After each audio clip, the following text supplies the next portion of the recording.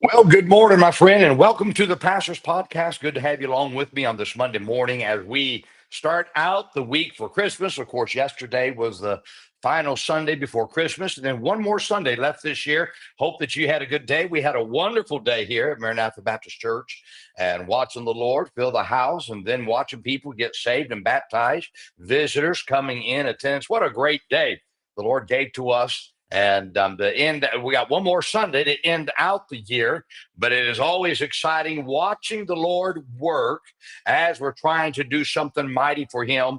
And I hope that wherever you are, you're working hard, you're asking God, say, God, you got to do something mighty. And then 2025, right around the corner. Boy, I'm excited about this coming year. I'm really focused on trying to see what God can do through us in this upcoming year. And I hope that you are as well, that you're trying, that you're working hard. Now, of course, now this week, you got to understand, I'll do a podcast course today. I'll do one tomorrow. I won't do one on Wednesday as Christmas Day. Won't do one on Thursday, maybe Friday. But I imagine just 2 days this week, I'll do a podcast and then I'll wait till the following week and we'll get started there towards the end of the year to kind of finish things out. But I hope that you're doing well wherever you are and you just stay busy for the Lord and hope you have a Merry Christmas wherever you are as we get close to Christmas Day. Well, today, let me talk to you about running with patience. In Hebrews chapter 12 and verse 1, the scripture says, "Wherefore, seeing we also are compassed about with so great a cloud of witnesses, let us lay aside every weight and the sin which doth so easily beset us. Let us run with patience the race that is set before us." The Christian life, it's not a sprint, it's a marathon that has to be run with patience. You're not going to make it without patience if you're going to finish this thing and win this race victoriously. Now, most believers are very impatient, and I'll be honest with you, I kind of clump myself into that. Very impatient with the race because we enjoy having everything right now. I mean, that's kind of inbred inside of us, especially in today's culture of everything right now. The believer who wants for instance, we want God to answer our prayers now.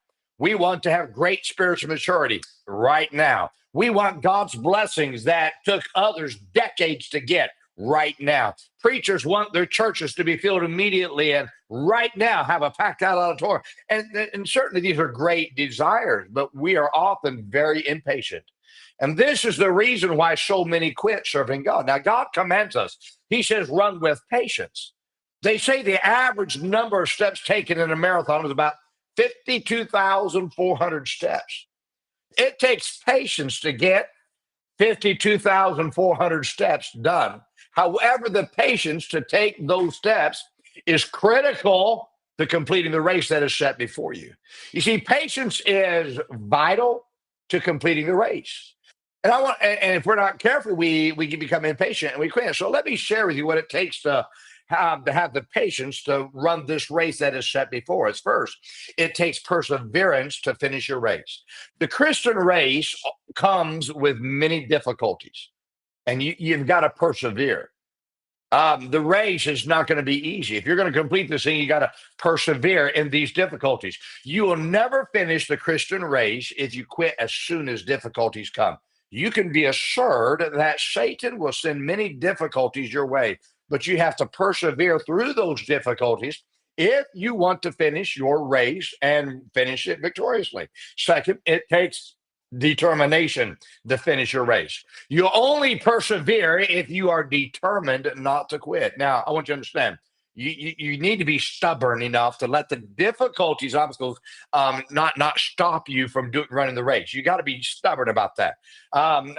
If you're not, you're going to quit. There are difficulties that are going to come because of others, but you must be determined not to let the inaction of others cause you to quit in the race. There will be life difficulties that happen, but those life difficulties cannot stop you. You got to understand there's going to be unexpected difficulties that seem too big for you to handle, but determination has to cause you to have the willpower to keep going until you find a way through the difficulties that you face. Third, it takes endurance to run your race. 52,400 steps. Think about that. Of a marathon, all these steps are taken one step at a time.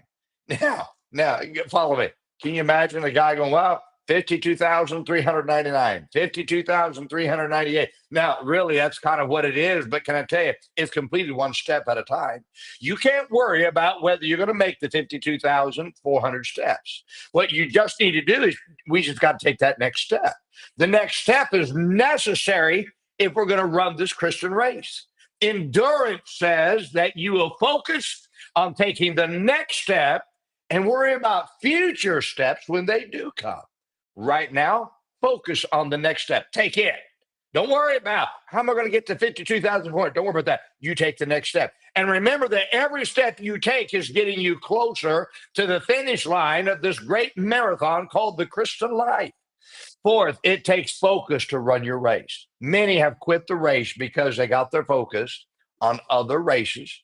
And you cannot be concerned with how others are running their race because that is not your race. My friend, you can't be concerned with the things outside of your lane. You got to stay in your lane. You have to be focused on your race if you're going to finish this thing. Satan will try to lure you away. When I used to run track, the one thing that we were drilled on: never look back, never look left to right. You stay focused on staying inside of your lane. Now, that's what you've got to do. You've got to stay focused on your lane and stay in your lane and run your race, because the Christian race is not for the faint. It certainly takes God's power to run the race, and God's power will not work through you if you don't run the race with patience. So you've got to run this race, but you got to do it patiently, my friend. That's why he says run the race with patience. All that patience that he's talking about is perseverance, endurance, determination, that you're going to finish this race and you're not going to quit. That's what it's going to take, my friend. I hope you understand. This is a wonderful race that we all ought to run. But can I tell you this? This race, it's a worthy race. It's a victorious race. It's a race where if you finish your course, may I tell you, God has a crown of rejoicing for you if you'll just finish your race. Now, it's not going to be easy. It's going to be tough. And I don't know what the future of your race holds. And sometimes we so get worried about what the future holds in our race that we get bogged down worrying about the future instead of just taking that one step at a time. 52,400 steps, ran one step at a time. So let me challenge you today. Take the next step, and then take the next step. And don't ever stop taking those next steps. You just take that. And when you get to the end of your race, I don't know how long your marathon is going to be. Everybody's marathon is a different length, but let's just run it with patience and say, I want to keep on running this thing until I get to heaven.